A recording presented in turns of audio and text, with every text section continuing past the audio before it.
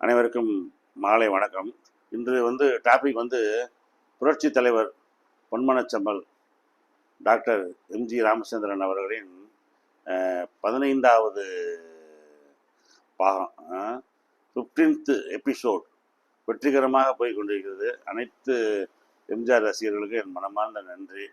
தயவுசெய்து இந்த வீடியோவை 10 நிமிஷம் ஒரு 15 நிமிஷம் ஃபுல்லாக பாருங்கள். எனக்கு வாட்ச வருஷம் குறைச்சிட்டாங்க. தயவுசெய்து நீங்கள் தான் எனக்கு ஹெல்ப் பண்ணணும். இப்போ புரட்சி தலைவரை பற்றி உங்களுக்கு ஏற்கனவே தெரியும். தெரியாத விஷயங்கள் சில விஷயத்தை நான் சொல்கிறேன். நான் ஒரு டைம் புரட்சி தலைவர் கொஞ்சம் ரொம்ப சினிமாவில் அதிகமான வாய்ப்பு இல்லாத நேரத்தில் அவர் என்ன பண்ணுறாரு, வீட்டுக்கு போகிறாரு. வீட்டுக்கு போகும்போது அவங்க அம்மாவுக்கு 2 பழம் வாங்கிட்டு போகிறாரு. வாங்கிட்டு போய் ஆளுக்கு ஒரு பழம் சாப்பிட்டு படுப்போன்னும் போது அவங்க அம்மா ரொம்ப உடம்பு முடியாமல் இருக்காங்க. இந்தாங்கம்மா அந்த பழத்தை அப்படி சாப்பிடுங்கம்மா அப்படின்னோடனே அந்த அம்மா, நீ சாப்பிட்டியான்னு கேட்குறாங்க. நான் சாப்பிட்டேம்மான்னு புரட்சி தலைவர் பொய் சொல்லிடுறாரு.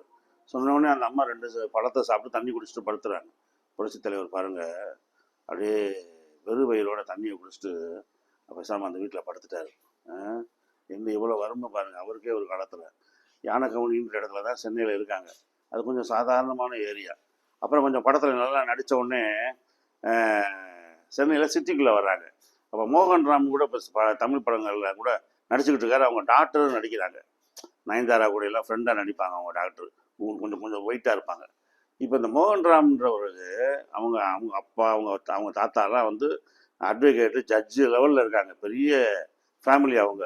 அந்த ஃபேமிலியில் ஒரு வீடு இருக்குது. அந்த வீட்டில் போய் புரட்சி தலைவர் இவங்க வாடகைக்கு போய் கேட்குறாங்க. கேட்டால் அவங்க சரி அப்படி கொடுக்குறேன்னு சொல்லி கொடுத்துட்டாங்க. இவங்களை பார்த்த உடனே சரின்னு கொடுத்துட்டாங்க. ஆனால் அந்த 250 ரூபா வாடகை அன்னைக்கு 250 ரூபா வாடகைன்னா வாடகை கொடுக்கவே முடியாது. ஆனாலும் சரி கொஞ்சம் நல்ல நிலைமைக்கு நம்ம வரணும், அம்மாவை நல்லா வச்சு காப்பாற்றணும் அப்படின்ற எண்ணத்தில் புரட்சி தலைவரும் அவருடைய அண்ணன் எம்ஜி சக்கரபாணியும் அந்த வீட்டில் போய் குடியிருக்காங்க. குடியிருந்த உடனே கொஞ்சம் நாள் கழிச்சு பாருங்கள், நல்ல நிலைமைக்கு வந்துட்டாங்க.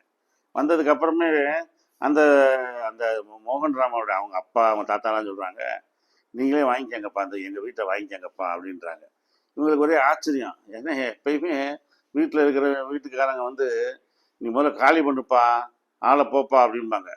ஆனால் புரட்சி தலைவர் அவங்க அண்ணனையும் பார்த்துட்டு அவங்களுடைய அந்த அருமையான அண்ணன் தம்பி நட்பு, அம்மா அவங்க கொடுக்குற மரியாதை இதெல்லாம் பார்த்துட்டு நீங்களே வாங்கிக்கங்கப்பா, நல்ல ஃபேமிலிப்பா, நீங்கள் எங்கள் வீட்டில் இருந்தால் எங்களுக்கு சந்தோஷம் பண்ணுறாங்க. புரட்சி தலைவர் முதல்ல முடியாது, எங்களுக்கு அவ்வளோ பணம் இல்லைன்னு, நீ இருக்கிற பணத்தை கொடுங்க, அப்புறம் நாங்கள் மிச்ச பணத்தை உங்களுக்கு தரோம் அப்படின்னு சொல்லிட்டு அப்புறமேட்டு ஒரு டேர்ம்ஸ் அண்ட் கண்டிஷன்ஸில் அந்த வீட்டை கொடுத்துட்டாங்க. பாருங்கள் புரட்சி தலைவருக்கு எப்படி வாய்ப்பு வருதுன்னு பாருங்கள். அதிர்ஷ்டம் வந்தால் ஒருத்தர் பொத்துக்கிட்டு வருமா, அது மாதிரி புரட்சி தலைவருக்கு வருது. அப்புறம் புரட்சி தலைவர் உங்களுக்கு தெரியும், நடிகை சரோஜா தேவி கச்ச தேவயானின்ற ஒரு படத்தில் நடிச்சுக்கிட்டு இருக்காங்க. அப்போ அந்த படத்தில் நடிச்சுக்கிட்டு இருக்கும்போது புரட்சி தலைவர் அந்த ஷூட்டிங் ஸ்பாட்டுக்கு போகிறாரு. போனால் 1000 சூரியன் வந்த மாதிரி இப்போ சரோஜா தேவியே சொல்கிறாங்க, 1000 சூரியன் வந்தால் எவ்வளோ வெளிச்சமாக இருக்கும். அந்த மாதிரி இவர் தலைவரை பார்த்ததும் அவங்க அதிசயப்படுறாங்க. ஆனால் அவர் என்ன பண்ணுறாங்க, எல்லாரும் புரட்சி தலைவரை பார்த்தவொடனே எழுந்திரிச்சு நிற்கிறாங்க. எழுந்திரிச்சு நின்றோடனே வணக்கம் செலுத்துகிறாங்க. இந்த அம்மா மட்டும் உட்காந்துருக்கு, இவருக்கு தெரியல இந்த அம்மாவுக்கு. அப்போ எம்ஜிஆர் உள்ள போய் பேசிட்டு திரும்ப வந்துடுறாரு. வந்ததுக்கப்புறம் தான் புரட்சி தலைவர் இந்த அம்மா திருடாதே படங்கள் நடிக்க வைக்கிறாரு. நாடோடி மன்னன் படத்தில் பானுமதிக்கும் புரட்சி தலைவருக்கும் கொஞ்சம் கான்ட்ராவான உடனே பானுமதி கேரக்டரை க்ளோஸ் பண்ணிவிட்டு இந்த அம்மாவை ஹைலைட் பண்ணுறாரு. யாரை? சரோஜா தேவியை. இப்போ சரோஜா தேவி அம்மா என்ன பண்ணுறாங்க, புரட்சி தலைவரோட நடித்த உடனே நிறைய படங்கள் அவங்களுக்கு வந்துடுது. நிறைய படங்கள் அவங்களுக்கு நடிக்க அந்த வாய்ப்பு வந்த உடனே அவங்க டே அண்ட் நைட்டு படம் நடிச்சுக்கிட்டு இருக்காங்க. ஒரு சில நேரங்களில் புரட்சி தலைவர் இந்த அம்மா வர்றதுக்காக வெயிட் பண்ணிக்கிட்டு இருப்பாங்களாம். இந்த அம்மா எப்படா இவங்க வரட்டும், அடுத்த ஷூட்டிங் முடிச்சுட்டு வருவாங்கன்னு வெயிட் பண்ணுற காலம் கூட வந்துருச்சான். ஆனாலும் புரட்சி தலைவர் அவங்க தரக்குறைவாவோ மரியாதையாவோ அவமரியாதையாவோ நடத்துறது கிடையாது. ரொம்ப மரியாதை கொடுக்குறாங்க. முதல் ஒரு ஷூட்டிங்லாம் அவங்க கண்ணாடி காலில் குத்துனப்ப அவங்க காலை தூக்கி வச்சு அவரே ஃபர்ஸ்ட் எய்ட் பண்ணாராம். அவங்க சொல்கிறாங்க, அவ்வளோ ஒரு மனிதரில் ஒரு புனிதமானவர் அப்படின்னு.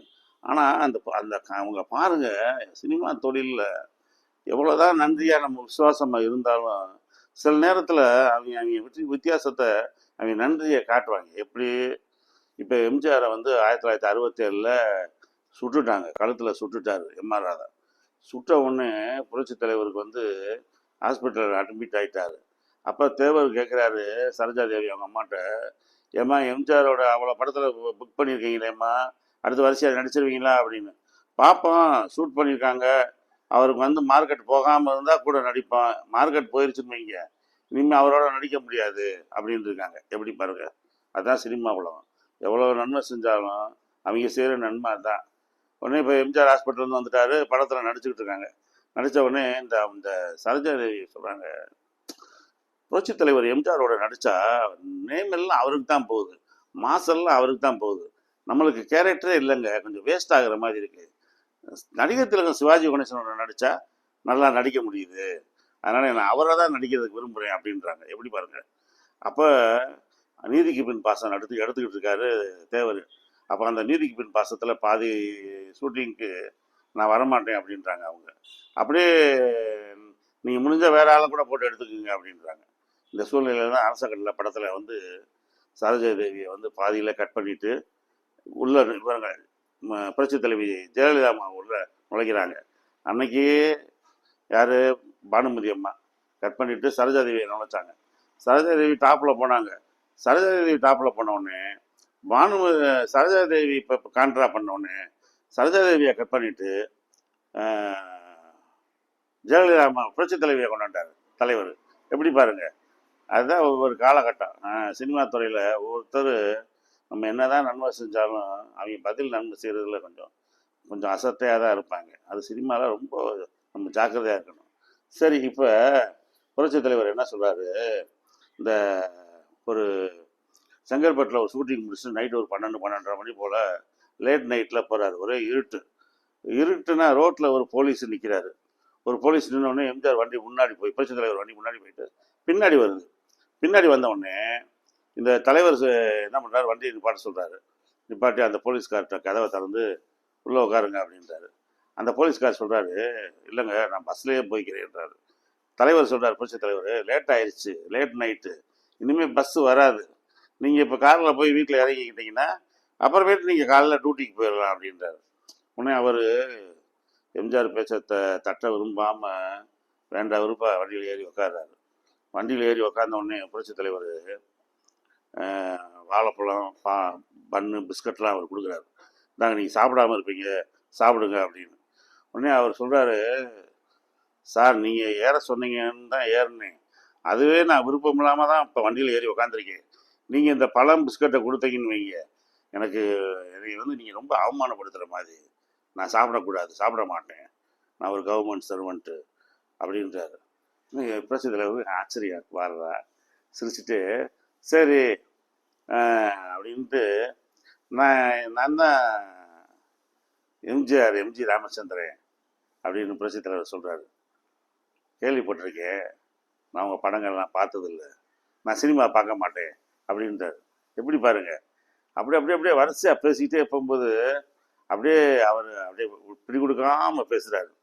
அவர் போனவுடனே அவர் சொன்ன ஏரியா வருது, 1/2 கிலோமீட்டருக்கு முன்னாடியே வண்டியை நிப்பாட்டுங்க அப்படின்னாரா. வண்டியை நிப்பாட்டுங்க, நான் இறங்கிக்கிறேன் அப்படின்னாரா. புரட்சி தலைவர் சொன்னாரா, உங்கள் வீடு இன்னும் ஒரு 1/2 கிலோமீட்டர் தூரம் இருக்குது, இங்கேயே இறங்குறீங்களே அப்படின்னாரா. அவர் சொன்னாரா, நான் வந்து ஒரு சாதாரண போலீஸ், எப்பயுமே சைக்கிளில் தான் வருவேன், இன்றைக்கி பாருங்கள் நான் அந்த பஸ்ஸுக்கு வெயிட் பண்ணி உங்கள் கூட காரில் வந்திருக்கேன், இன்றைக்கி நான் காரில் வந்திருக்கேன் அப்படின்னா எங்கள் ஏரியாவில் உள்ளவங்க என்னைய வந்து என்ன நினைப்பாங்க, எதோ யாருக்கோ ஒருத்தருக்கு உபகாரம் செஞ்சுருக்காரு, அதனால தான் இவர் வந்து காரில் கொண்டு வந்து விடுறாங்கன்னு என்னை சந்தேகமாக நினைப்பாங்க, தப்பாக நினைப்பாங்க, அதனால் எனக்கு அந்த கெட்ட பழி வந்துடக்கூடாது, என்னை இறக்கி விடுங்கன்னு சொல்லிட்டு அந்த இடத்துல இறங்கி இருட்டுக்குள்ளே நடந்து ஊருக்குள்ளே போகிறாங்க.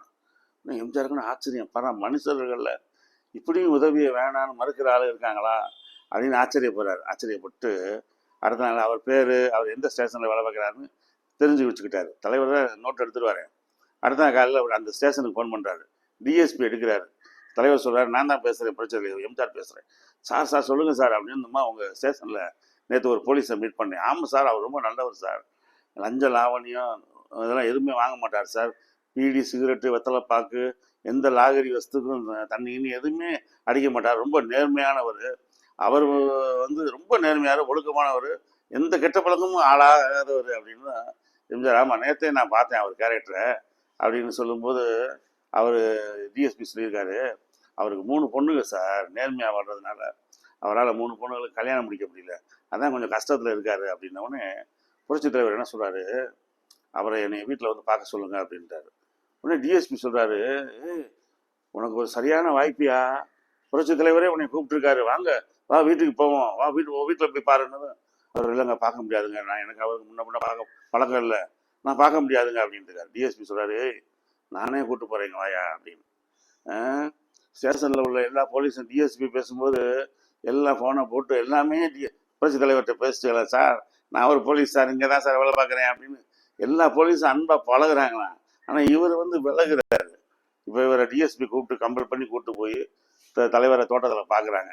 பார்த்த உடனே தலைவர் அந்த போலீஸ்கிட்ட ஒன்றுமே பேசலையா, கட்டு நிறைய பேப்பரில் கட்டு நிறைய பணத்தை சுருட்டி அவர் கையில் கொடுத்தாராம். உடனே அவர் அதே வந்துருச்சான், இதை நான் வாங்க விரும்பலை, நீங்கள் சொன்னீங்கன்றதுனால வாங்குறேன் அப்படின்னு. இப்போ புரட்சி தலைவர் சொன்னாரா, நீ ஒன்று தெரிஞ்சுக்கங்க, நான் வந்து இதை வந்து உங்களுடைய மகளுக்கு கல்யாணம் முடிக்கணும்னு நல்ல எண்ணத்தில் நான் கொடுக்குறேன், நீங்கள் வந்து எனக்கு எந்த காரியமும் செய்யலை, நான் வந்து உங்களுக்கு எந்த உதவியும் நீங்கள் செய்யுங்கன்னு நான் கேட்கலை, அப்படி நான் ஏதாவது ஒரு உதவி செய்யணும்னு நான் சொல்லி அதுக்கு உபகாரமாக பணத்தை வாங்கினீங்கன்னா தான் அது லஞ்சம். இப்போ வந்து நான் உங்களுடைய நேர்மைக்கு உங்கள் வீட்டு பெண்களுக்கு நல்லபடியாக முடிக்கணும்னு சொல்லி அதுக்காகத்தான் நான் இந்த மாதிரி பணத்தை கொடுக்குறேன் அப்படின்னு சொல்கிறாரு. உடனே அவர் வாங்கிட்டு போய் 3 பொண்ணுங்களும் எனக்கு கல்யாணம் முடிச்சிட்டாரு. யார் தலைவர் தான் 3 பொண்ணுங்களுக்கு போய் முடிச்சு வச்சது, எப்படி பாருங்க, வேண்டான்ற ஆளு கூட விரும்பி கொடுக்குறாரு புரட்சி தலைவர். அதுதான் புரட்சி தலைவர். அடுத்து என்ன பண்ணுறாரு, ஃபிலிம் நியூஸ் செல்வம்னு ஒருத்தர், ஃபிலிம் நியூஸ் ஆனந்தன் ஒருத்தர் இருக்காரு, செல்வம்னு ஒருத்தர் இருக்காரு.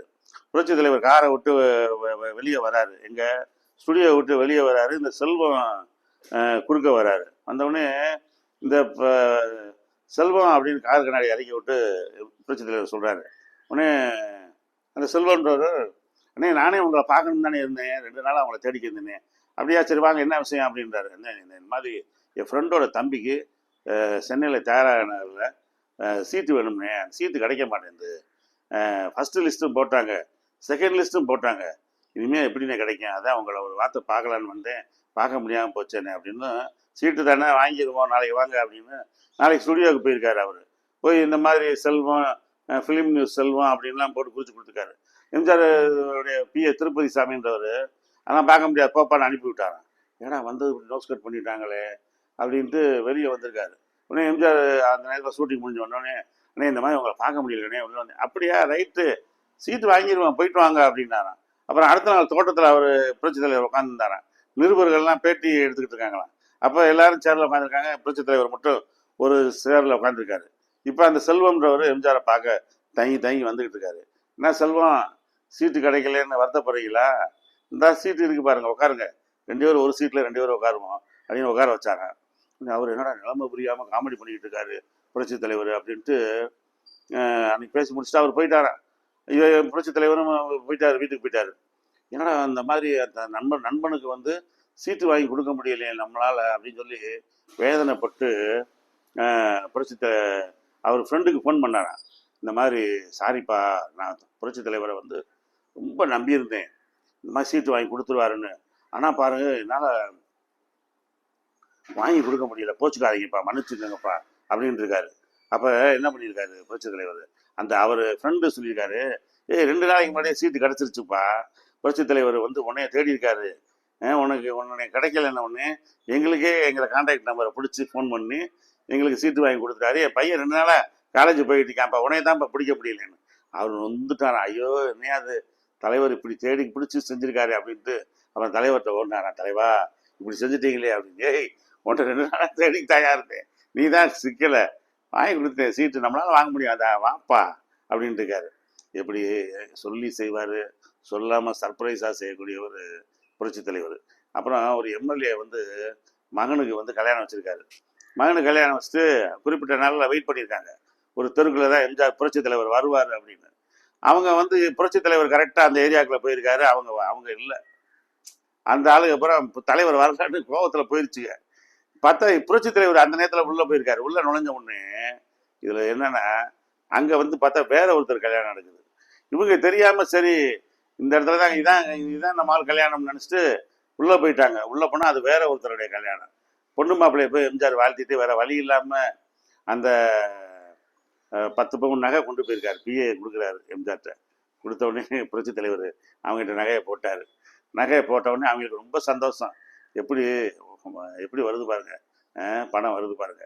அப்போ புரட்சி தலைவர் அவங்கள வாழ்த்திட்டு வெளியே வந்து சொன்னாராம், இன்னைக்கு வந்து இந்த நகை வந்து இவங்களுக்கு போகணும்னு இருந்திருக்கு பார்த்தியா, அதான் அப்பா அப்படின்னு வரும்போது அந்த பக்கம் அடுத்த கொடியெல்லாம் தெரிஞ்சிருக்கு. எம்ஜிஆருடைய கொடி, ரெட்டையில கொடி. இந்த இருக்குப்பா நம்ம வீடு இங்கே போயிருக்காங்க. போன உடனே அவர் தலைவா காலிலேருந்து வெயிட் பண்ண தலைவா